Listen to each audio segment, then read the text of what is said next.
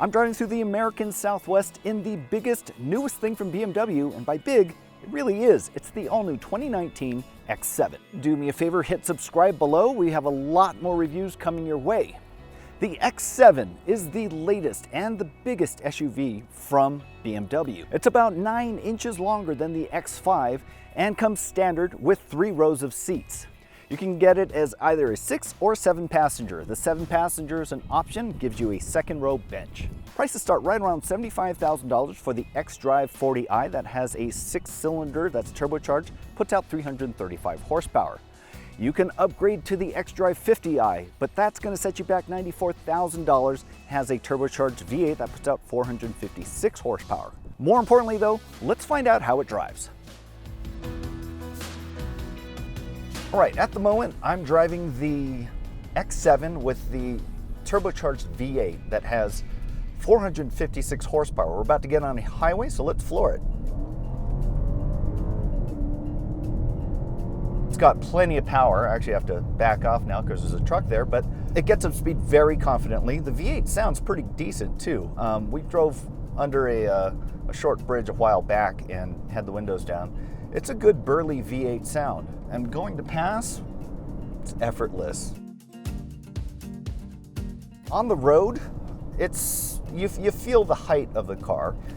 You also feel the weight. It feels substantial. The ride quality is super smooth, exactly what you'd expect from a big luxury SUV. It does come with adaptive suspension as standard, so it all works together. The sport mode isn't actually all that sporty. You don't feel too much of a difference from the shocks, but just enough. Odds are, if you're looking at a luxury SUV of this size, performance and handling isn't really that important. As far as the seats go, they're comfortable. They're a little flat, and they're definitely geared more towards comfort than, sports seats that give you a lot more lateral support. You're going to slide around a little if you're taking some turns, but really well done for comfort. Multi-contour seats also are standard on the xDrive 50i and optional on the turbocharged 6. And according to BMW, the difference is only half a second in the 0 to 60 time. For most people, I think they're going to be just fine with the 6. And they're pretty much equal when it comes to feature content. There are some things that are standard on the 8-cylinder that are optional on the 6, but in the end, you're really not going to miss out on too much. I'm not too crazy about the lane keep assist. I think it's a little too heavy-handed, literally heavy-handed. It took a lot of effort to keep it going straight. The effort in the wheel built up a lot, and it wasn't all that accurate either. Every now and then I'd feel a little bit of a swerve when the system gets confused. In the end, after about 30 minutes of driving, I went through the menu and just turned it off. That's generally a bad sign because I like advanced safety features, but when they're not tuned well, it's just aggravating and I end up not using them at all. Otherwise, the adaptive cruise control is really good. It doesn't give you this, big punch of acceleration when a car moves out of your way, and it doesn't jam on the brakes when you come up on someone. It drives much like a normal human would. Visibility out the front is pretty good, not great. This roof pillar in the front, it's pretty thick, but it's actually not getting in the way too much considering its thickness. One thing I find a little odd though is the mirrors seem a little small to me. I'm not getting a whole lot of a big lateral view off to the left here, but at the same time, I'm getting just enough to know that a car's coming up. The brakes feel good. They feel appropriate for a car of this size and in this class. It's a soft pedal. It's easy to modulate. It's easy to come to a nice, smooth limo stop. Really not a lot to report there, and the same goes for the transmission. Smooth shifts, not a lot to say. It's not awkward at low speeds, and the gear shifts are nice and quick, especially when you want to go past someone. From the back, the X7 reminds me a lot of a 7 Series sedan, in a good way. This chrome strip serves to break up some of the bulkiness of the design, and of course, there's a power liftgate. There's also this lower section here, which is great for tailgating. There's not a whole lot of cargo space behind the third row of seats. Maybe enough for 2 carry-on luggage pieces, and that's about it if you load it to the top of the deck. However, all you have to do is hit a few buttons here and it folds the third row flat. That opens you up to almost 49 cubic feet of cargo space. Fold down the second row and that bumps up to over 90 cubic feet. Compared to other luxury SUVs of this size, that's about average. You do also get a height adjustable load floor with this button right here. And when you're all ready and done, hit one button and walk away. From the middle row of seats, I'm pretty impressed. These seats are just as comfortable as the front, but you get these nice little suede pillows that feel really good.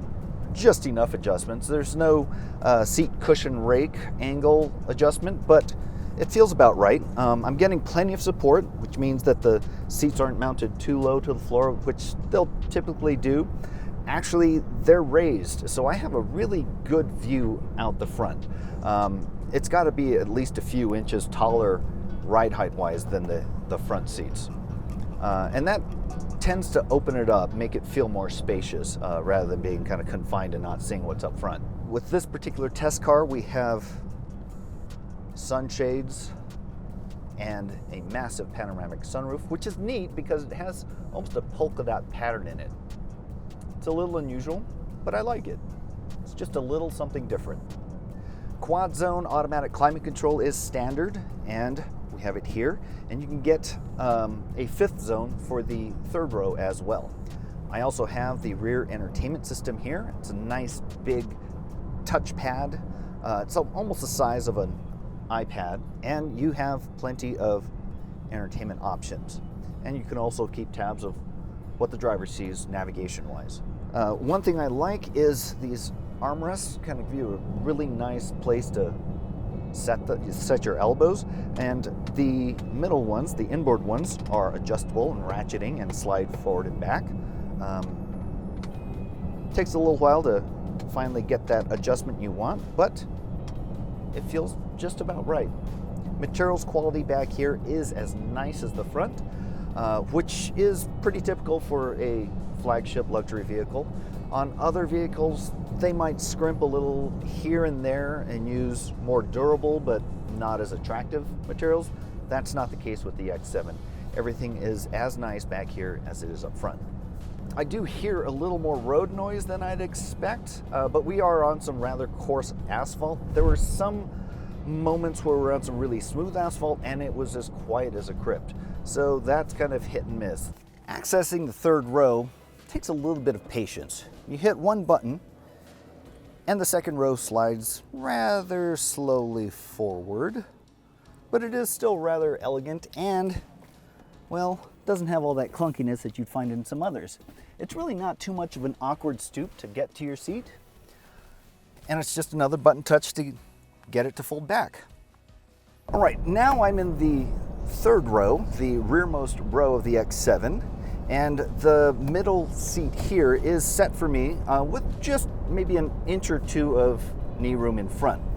As far as space back here, well, obviously third rows are always better suited to smaller passengers or children, but I do fit fairly well. My hair is brushing the headliner. I'm 5'10". My knees aren't touching, but they are really close, and I don't have that much foot room. Also, the seat cushion is low, which is to be expected from a third row, so there's not a whole lot of support for adults back here, but in a pinch, I'd be totally fine. One thing that I'm finding weird, though, is I'm in this right seat, but the seat in front of me is just moved off a couple inches to the right. So in order to keep from bumping into the seat, I actually have to move my knees a little off to the right. That's a little awkward. Children probably wouldn't have to deal with that. What is good, though, we are equipped with this 5th zone for climate control with some vents strategically placed. There is a USB-C charger here and on the other side, and there's 2 for the middle row as well. One thing that I'm finding notable back here is the sensation of space.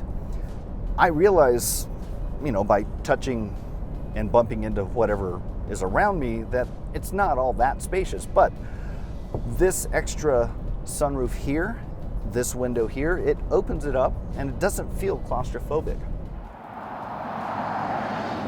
After logging a bunch of miles on the X7, I came away relatively impressed. Really, the only thing that I'm not a fan of is the steering. It's just a little bit too much effort, and that's especially true when you have some of the advanced safety features activated. It compares very favorably against the Audi Q7 as well as the Mercedes GLS. For more information on the X7 as well as its competition, head on over to Edmunds.com. To see more videos like this, hit subscribe.